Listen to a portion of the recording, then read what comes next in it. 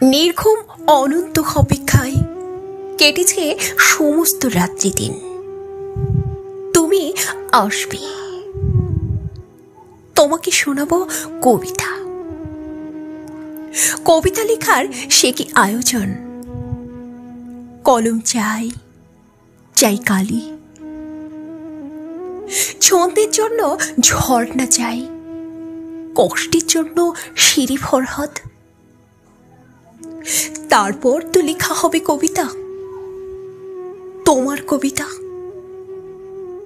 কবিতার মুক্তিতে ইরানি গোলাপের পাপড়ি চাই, ঠিক তোমার ঠোঁটের মতন।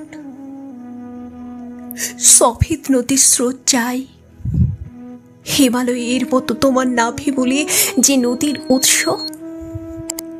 শ্রাবণী বৃষ্টির ছন্দে আমার কবিতার প্রতিটি শব্দ ভিজিয়ে দেবে তোমার ঊষর উত্তপ্ত মরুভূমি। আমার কবিতা যে তুমি,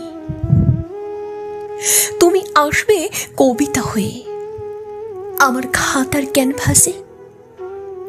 শব্দের খেলায় তোমাকে দেখব, তোমাকে আঁকবো। তোমার ভূখণ্ডের প্রতিটি সীমানায় আমার কলমের আঁচড় পড়বে।